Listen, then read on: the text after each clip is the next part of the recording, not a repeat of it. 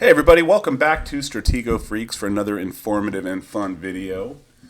I think it's best that I explain the situation on the board to kind of show you what this video is all about. If we look up at the board here, Nemesis is losing terribly. He's down 2 majors, a colonel, a general. Things are not looking good. The one thing Nemesis does have going for him is the fact that our opponent here is down 3 minors. If we scroll back down to the move count, this is was a pretty long game, 800 plus moves, and what a grind, right? Well, at this point, Nemesis has made a decision. Our opponent cannot force a martial exchange.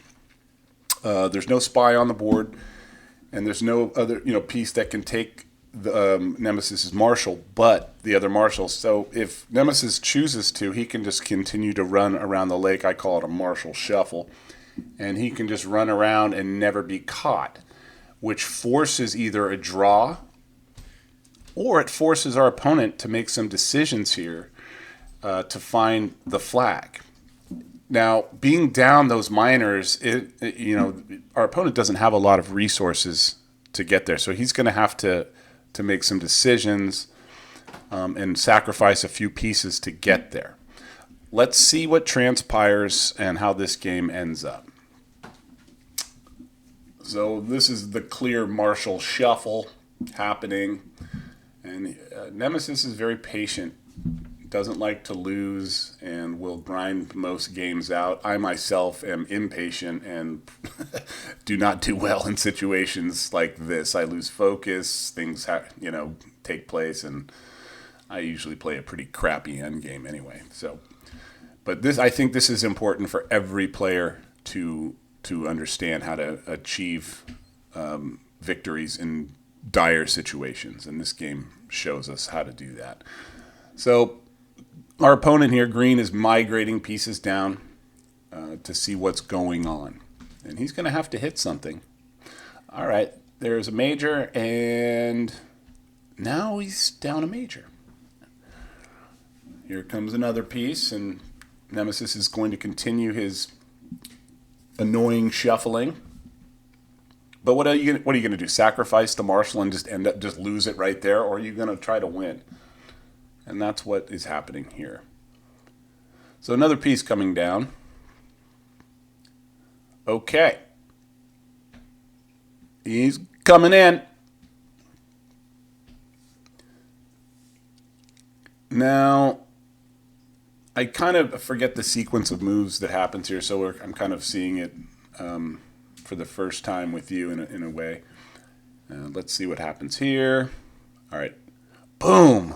Another major gone. Oh my golly. And then let me pause it. So he sacrificed those 2 pieces to see what was happening. Now that's a pretty clear view of what could be another tripod, but that's 2 pieces down, and things are getting closer, right? Let's keep going. Now it looks like Nemesis wants to exchange because he feels like he's kind of winning this game with the extra captain and 6 there. So let's go down. Let's see what happens.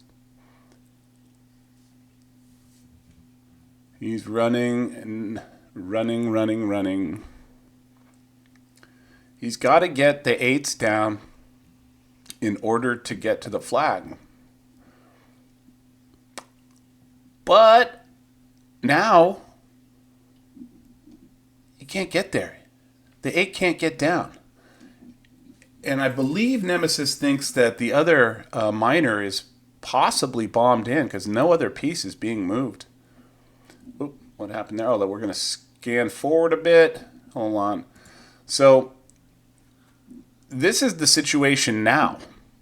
Which was once lost is now looking really strong for Nemesis. He's actually in that setup. The big pieces is kind of irrelevant because of how stretched out the defense has become. And once again, there's no minor that can get down. In a way, the game is already over. Let's see.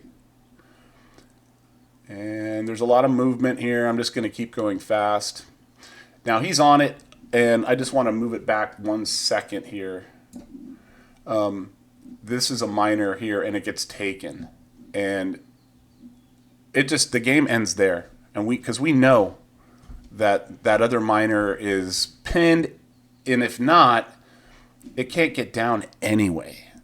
And I think that is a real tremendous win, to be down that much material and to have the patience to allow our opponent, and then just the end game knowledge of blocking off the files, which I think is super important to play into that, is something that you have to kind of develop as you play more games.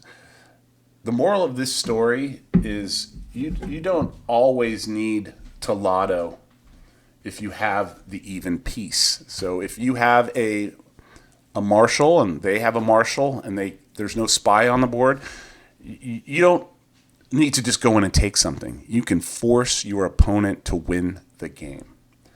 And we got him.